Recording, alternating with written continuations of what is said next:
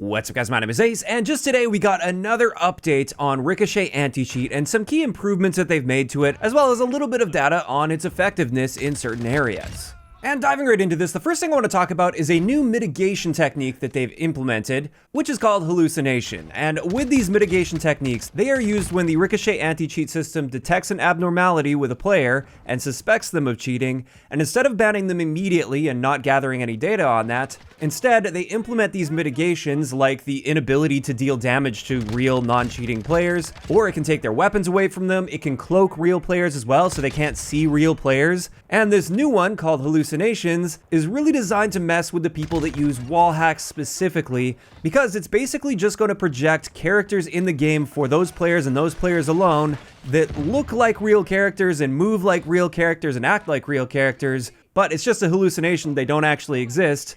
And this means it's going to frustrate hackers by making them think that there's a player on the other side of a wall, for instance, but that player doesn't actually exist there. Or the aimbots as well. Apparently the aimbots will actually lock on to these hallucinations, which could really frustrate and throw them off in that area as well. And I think this is great. The more of these mitigations, the better, as long as they aren't being applied to non-cheating players. But to my knowledge with this, they have to actually detect an abnormality within the kernel level anti-cheat itself. And they're not going to be applied just because you get reported a bunch or just because you have a really, really good game. Instead, that's handled more by the Shadowban system, which we'll talk about in a little bit. So assuming it works the way they describe it in the blog post, I think this is great. This allows them to capture extra data that allows them to better detect cheats and improve the anti-cheat system, since these cheat developers are always working on new ways to get around the anti-cheat. And then once that data is collected, then they can ban that player that is cheating. And throughout this entire process, they can implement these mitigations that will frustrate the person that's cheating and perhaps dissuade them from continuing to pay for cheats and continuing to cheat in game. But at the same time, they're also designed to protect the people that are being cheated against. So that's the first update I wanted to talk about. The next one is more important for console players. This is just some updates to their third-party device detection system that they implemented, I don't know, was that about a month ago, a month and a half ago, something like that? So this is going to be detection for devices like Cronus's, for instance, which allow you to use scripts to alter your inputs, and therefore you can counteract recoil with it. There's also a method I've seen that it can kind of abuse the aim assist in a certain way to make aim assist feel even stronger. But with these devices, you don't get actual aimbots and wall hacks with the device itself. The good news with this is apparently since they implemented those detection techniques, they've seen a 59% drop in players using these devices. And out of the people that were detected to be using them, 57% of them never used them again once I assumed they were warned about this. I haven't seen any actual evidence of these warnings. I haven't seen people posting this, probably because many people don't want to admit they were caught cheating in the game. But that's pretty great. 57% of them just stopped using them altogether. However, the remaining 43% were caught using them multiple times. And they did mention in this that repeat offenders will be facing penalties up to and including permanent bans from the game. I suspect with these devices, they're probably not going to be quite as harsh immediately as somebody that's using actual like aimbots and wall hacks. But it seems like if you keep going forward with these devices, you may actually face a permanent ban, which is great news to me. Now, additionally, within this section talking about third-party devices, they didn't just provide data on this, they also mentioned that there have been and will continue to be consistent updates on this detection system, since the people that develop the scripts are, of course, always working on ways to get around this detection system by introducing a little more randomness, for instance, to make it seem less like it's a script that's doing this. But in doing so, the more randomization they include here, the less effective these are going to be, at least from the sounds of it. And therefore, it is great to see that they're continuing their efforts in this area, because previously, this is an area that they essentially just ignored entirely. So at least they're doing something about it. But then finally, for the last section of this video, something really important I wanted to talk about here is they're now going to be implementing penalties for people that use a reporting system maliciously. So this is for people that submit constant false reports on players or they're spam reporting legitimate players. They mention here that going forward, this may lead to account penalties, again, up to and including warnings or permanent account suspensions. So I doubt you'll get immediately banned for something like this, but they'll probably warn you if they notice that you keep reporting people and they consistently find that those people are not cheating. They may start you off with a warning to encourage you to be a bit more careful about who you're reporting and when you're reporting.